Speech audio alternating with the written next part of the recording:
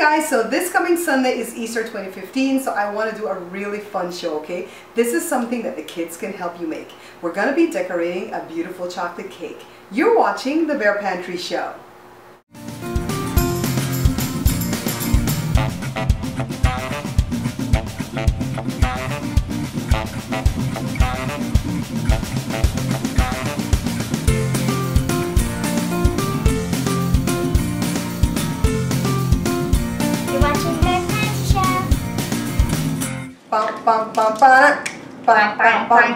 You guys like the horns of my new song? Thank you, Colin and Jada. Yeah, these kids are talented. All right, guys, so let's move on with our little Easter cake over here. So, this is a chocolate cake. And this is chocolate frosting. And for you guys who wants to know how to make this from scratch, take a look at what I did so far to make this cake. If you don't want to do it from scratch, Jada, sounds better. If you don't want to do it from scratch, then just buy a box cake, make it, put some frosting from the can, and you're good to go. This is how we make the chocolate cake from scratch. I have 1 cup of flour in the bowl. I'm going to show you guys how to measure 3/4 cup of flour, okay? This is a 1/2 cup. Notice I scoop it up loosely. I don't pat it down or press it down, and I use a straight edge knife to scrape off the excess. So 1 cup plus a 1/2 cup plus a 1/4 cup makes 1 3/4 cups, okay? This is for the kids that are telling me that they're having trouble with measurements. 2 cups of regular white sugar. And I'm very loose with how I measure that. I scoop and shake. 3/4 cups of baking cocoa, 1½ teaspoon of baking powder, 1½ teaspoon of baking soda, and a teaspoon of salt, but I didn't show that here. So I'm just going to use my whisk right now to go ahead and whisk all my dry ingredients until they're blended. And I know this is done when the cocoa powder kind of takes over the whole bowl, okay? Look, I can finally afford brown eggs at the show, guys. I only need 2, and you can crack these straight into the bowl, but I always crack them separately because I want to check for shells. So all I have to do is use my whisk again to just whisk lightly. We don't have to really overbeat these. And then I make a well in my powder and then pour the eggs in at first. Next, I add a 1/2 cup of cooking oil, and any type will do. I'm using canola, but you can use corn oil. And then 1 teaspoon of vanilla extract and 1 cup of water. And this doesn't have to be hot or cold. It can be room temperature, but you can also replace it for a cup of strong coffee. I don't, because I don't like the smell of coffee. And when I put it in a cake, I swear I can smell it and taste it. You know, it's probably just my mind, but it bothers me. 1 cup of regular milk. And pretty much that's all we need for ingredients. All I have to do now is spend the time to just mix this really well with my wire whisk. Pretty easy cake, right? Really simple to do. And I'm using a see-through bowl because I want to see any dry spots on the bottom, okay? So take a look at how thin the batter is, guys. Super thin batter for a cake. Normally my batters are way thicker. So I'm going to do 3 layers, and I'm going to use a shallow pan. You can also do 2 layers in a deeper pan, but you don't want to get much above 2 layers for this kind of thin batter, okay? So take a look side by side. I love 3 layers better. You don't want to do 1 thick layer like this because your cake's going to have a crater in the middle and it's going to collapse. How do I know this? Because it happened to me before, okay? The batter is too thin. I'm going to use wax paper for the first time in my pan today, all right? I have 1 pan greased already with butter. I don't ever use the spray stuff because I just don't like them. So I'm using cocoa powder to coat the pan because one of my viewers / subscribers, Natasha Guzman, told me to do this because she says if I'm doing chocolate cake, I don't want any white spots to show up on the cake. So go ahead and coat it with cocoa powder. So I'm doing this for the first time, Natasha. Let's see if it works, all right? So here comes my second cake pan. And I just put a little dash of flour in it, and I just go ahead and kind of shake it around like this on the bottom, and then I get up on the sides. You know, when I first started doing cakes, I was really always nervous to do this part. And why? Because I was afraid I would spill the flour. I mean, come on already. If the flour spills, so what? Just go ahead and scoop it up off the counter and put it back in the bin. After all, the counters are clean, you know? So then this is my third pan. I'm coating it really lavishly with the butter. And then what I want to do, first of all, is dump this excess flour into this pan before I move on. So what I'm going to show you guys now is the fact that, oh, let me show you how I did the wax paper. I tore off a big piece and then I used a knife like this. See, let me show you my knife.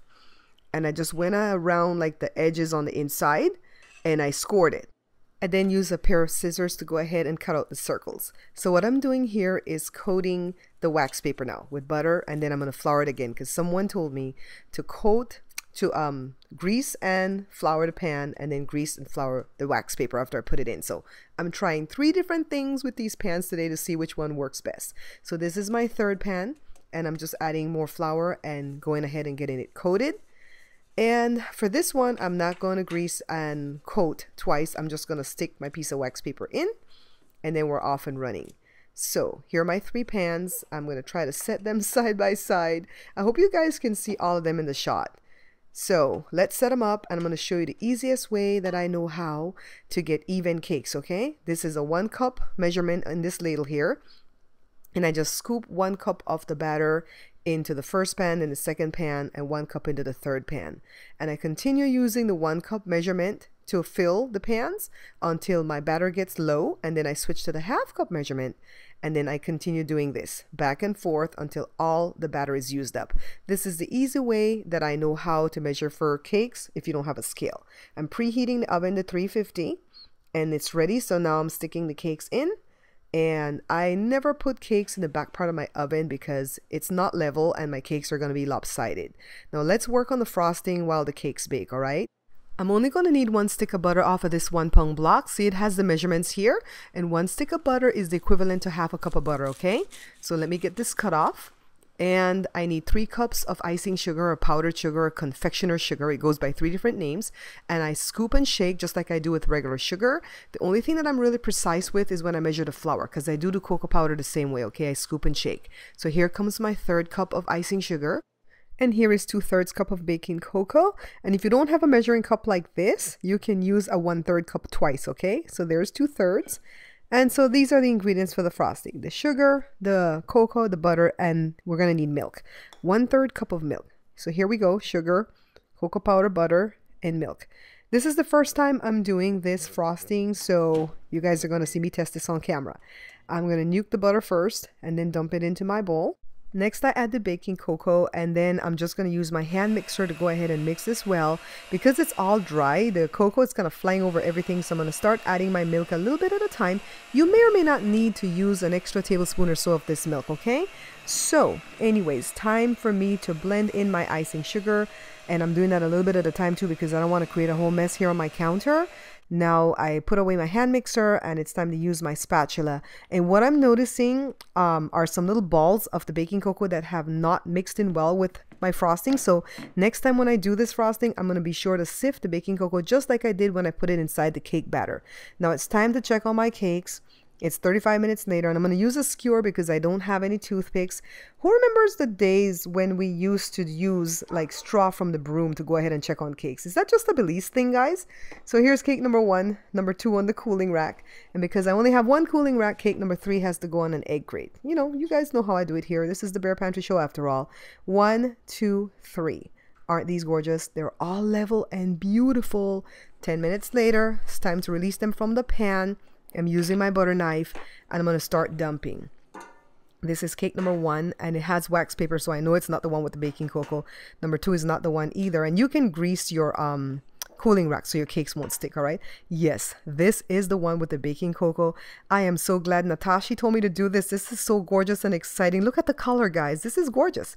Now take this one off. This is the one that was double coated with flour and butter, and this is the one that was single. So they're ready. Now I've allowed them to cool, put it on my beautiful platter. I've turned the first cake upside down because I want the bottom to be gorgeous when we cut a slice. I've spread my frosting, and then here comes my second layer. And I'm just going to add some frosting here. You don't have to be all pretty with this, okay, because this is the middle of the cake. And just kind of spread kind of like you're doing peanut butter. And if your frosting gets stiff on you, just add a little bit more milk, all right? So here comes the top layer. I just love a 3-layered cake, guys. It's just gorgeous to me. Here comes my frosting on the top.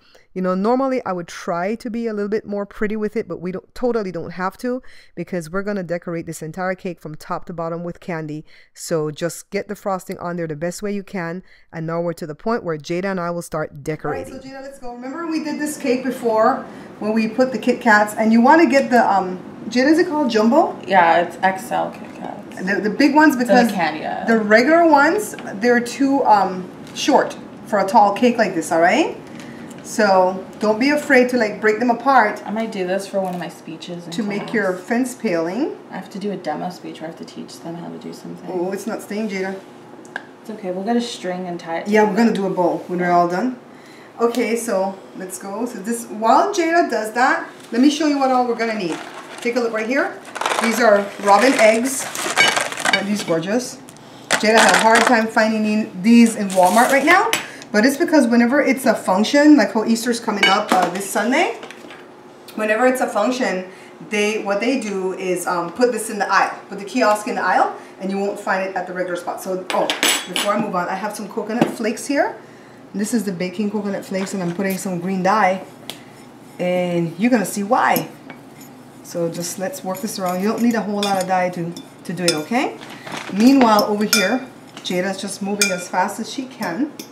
And I'm so glad that Jada came to do the show with me today because I want to move pretty quickly. It's a hot day here in Southern California, and we want to get out this kitchen as quickly as we can. True that.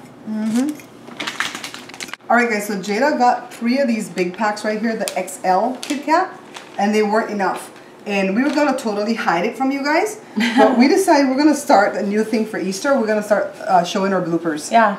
So show it, Jada. Turn it around. And we had to put the chocolate in the freezer because it was melting. All good, because I was just going to make a door.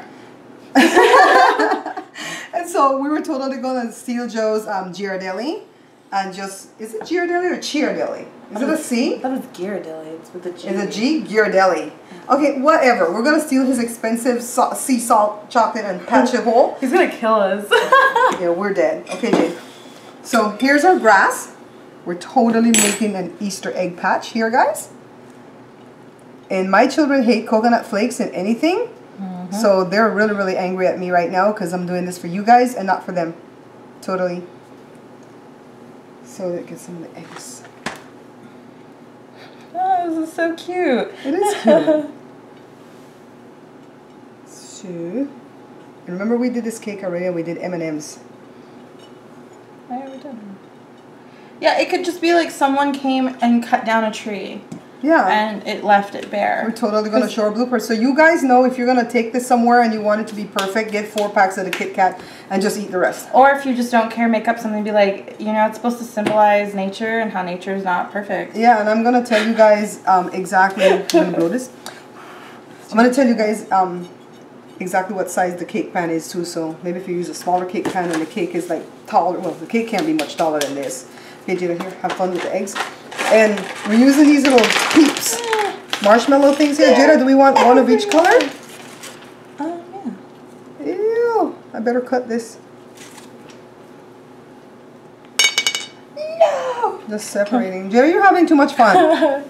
So we're going to put the peeps there? Huh? Yeah, because the peeps have to be with the eggs. With the eggs? So peeps like that? Let's do a peep couple. You guys see the Easter eggs? The kids can totally find this. I mean, this is something you can do with the kids. Ooh, so modern. Oh, so beautiful. Then put a blue and a purple. That's why. So, are we just going to have like a bunch of ducks together? Well, we don't want it to be overwhelmed with the ducks. So here's a couple. Here's the rival couple. You know, they're not really cool with this couple because they're more of a modern. Why do they have to be fighting? Because, Mom, you don't just get two. it. That's just enough, huh? That's too enough. many ducks in the pond, yo. Yeah, too many. She has all these puns going today because I was like, this is gonna be a piece of cake, Josh. Just come run the camera for us. Piece of cake, piece of cake. And Jada was like, pun? Is it pun? This is so many. Like none was intended. All right. So that's as easy as that. I mean, get a box cake. Yeah. Put frosting. Decorate. Have fun. Yeah. And then you guys can have a really, really happy Easter because it goes pretty quickly. Exactly. So that was a lot of fun, right? And you can totally simplify it by buying box cake and ready-made frosting and then just go to town with the decorating. As you can see, we came up short on the Kit Kat. You're going to need 4 packets if you're going to do this size cake. And pretty much you can just eat the rest of the Kit Kat. You know, it doesn't have to go to waste. And of course, we did the coconut flakes because I wanted it to look like grass. And with the eggs and the peeps, it just really, I mean, simple, very easy to do. The children can help you do this. And just a wonderful cake for Easter. And just think, the cake itself is delicious, let alone all the decoration on the top. I mean, which kid doesn't like a cake that's wrapped in candy? I mean, which adult doesn't like that, right? So anyways, I want to thank you guys, as usual, for watching the show, first of all, for liking, for sharing, for commenting, for subscribing to the show. Thank you so much. As you can see, the show is growing in leaps and bounds, and I really appreciate each and every one of you. And I want to thank you so much for buying my books too. I've had record book sales this past couple of weeks. I mean, I think every day I went to the post office with 2 or 3 books to ship out. So that's pretty awesome, guys. You are so kind, and I receive your kindness as a blessing. And I want you to stay safe this Easter holiday, and don't drink and drive, and don't eat too much sugar and drive, because believe it or not, too much sugar can make you sleepy too, and if you have diabetes, you can go into a coma. So anyways, thanks for watching, guys. Until I see you guys again, take care. Thank you so much for liking the video and subscribing. Please check out my other 2 channels, the product review channel, Bear Pantry Talk, and come have some fun with my family and me over at the vlog channel, Babs Bear Talk.